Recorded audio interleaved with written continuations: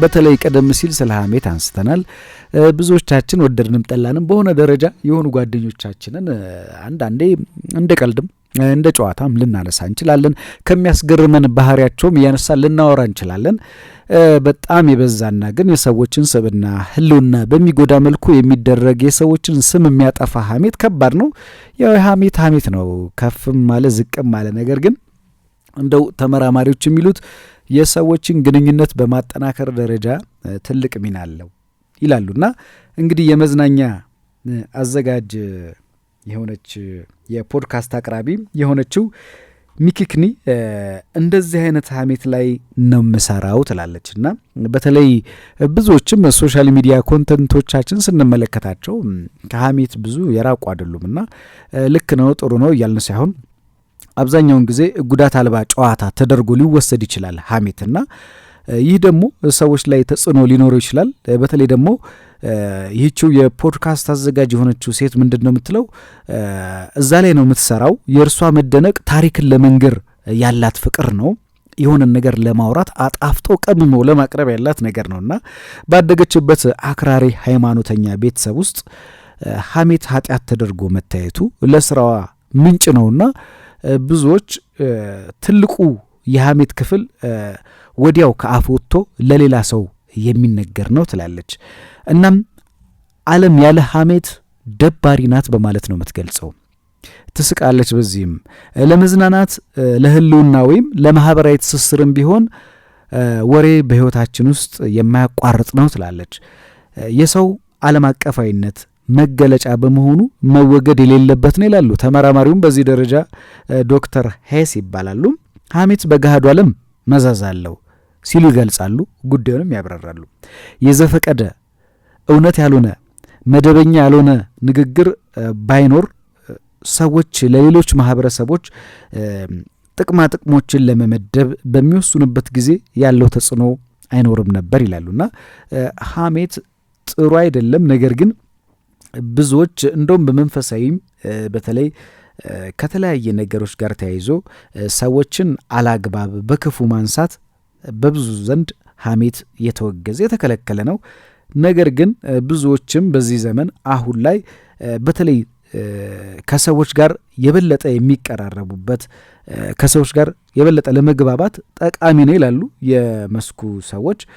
ነገር ግን በብዙ መንገድ ይህ ተገቢ ያልሆነ ነገር በማህበረሰብ ውስጥ የሚበረታታም አይደለም። ማህበራዊ ህይወትም የሚያበላሽ ጠንቅ ነው። ከሰዎች ጋርም ብዙ የሚያኖር አይደለምና በዚህ ጉዳይ በስፋት ለእናንተ አነሳንና ስም ማጥፋትና የሐሜት በተለይ በህግ ፊት የሚያስቀጣም ጭምር ነውና ብዙዎቻችን ይህንን ጉዳይ እናቅ ይሆን የሚል ጥያቄ ማንሳት ወደድን።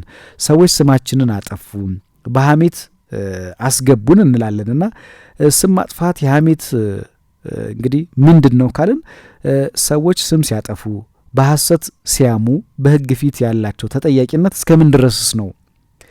በህግ ፊት እንግዲህ የሚከተሉት ዝርዝር ሐሳቦች ይነሳሉ።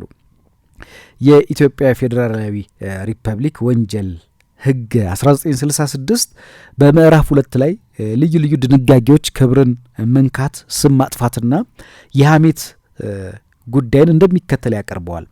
ነገሩ እውነት ሆኖ የሌላን ሰው ክብር ወይም መልካም ስም ለመጉዳት በማሰብ ሌላ ሰው እንደዚህ ነው ብሎ ወይም ደግሞ አላግባብ ስማችንን አንስቷል ካልን እንደዚህ ያለ መጥፎ ነገር አለበት በማለት ለሶስተኛ ወገን እንግዲህ በሌለበት በስም ማጥፋት ከ6 ወር የማይበልጥ ቀላል እስራት ወይም መቀጮ ያስቀጣል።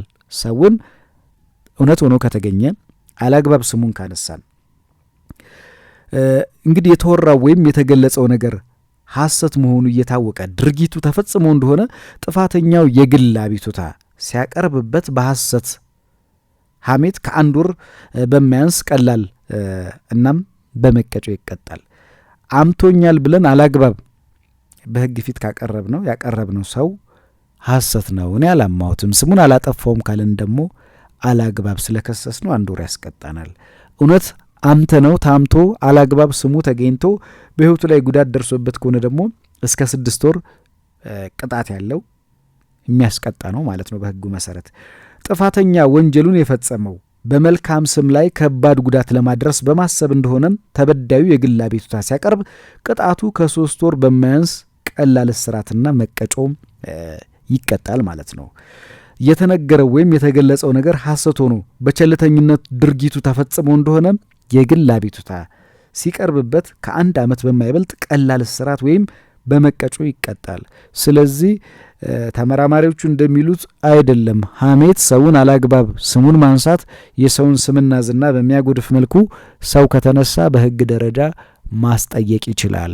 ስለዚህ ስለምናነሳቸው ሰዎች ስምና ዝና ስላላቸው ሰዎች በሶሻል ሚዲያም በየትኛውም መንገድ ቢሆን አላግባብ ስማቸውን ካነሳንና አላግባብ ከፈረጅናቸው በሕግ ሊያስጠይቅን እንደሚችል፣ ፍርድ ቤት ሊያስገትር እንደሚችል፣ ወደ ወህኒ ለሚያስወርድ ቅጣት እንደሚዳርግ ማወቅ ያስፈልጋልና እንግዲህ የተነገረው ወይም የተገለጸው ነገር ሐሰት ሆኖ በቸልተኝነት ድርጊቱ ተፈጽሞ ከሆነ አቤቱታ ከቀረብን ታምቻለሁ ከተባለ በእኛ ስም ቅሬታ ከቀረበ ለእስር ይዳርጋል።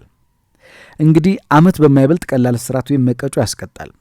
በባለሥልጣን ዘንድ ሰውን በሐሰቱ መወንጀል ወይም መክሰስ በአንቀጽ 447 መሠረት የሚያስቀጣ በመሆኑ በስም ማጥፋት ወንጀል በተደራራቢነት ያስቀጣል።